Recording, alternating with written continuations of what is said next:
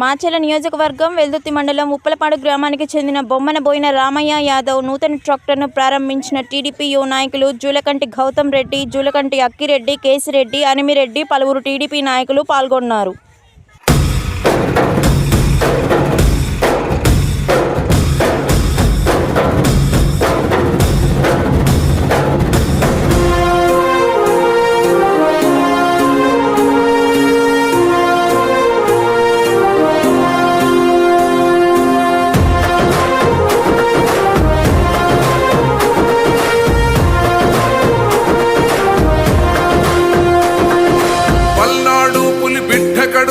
పుట్టిన వీరుడవో,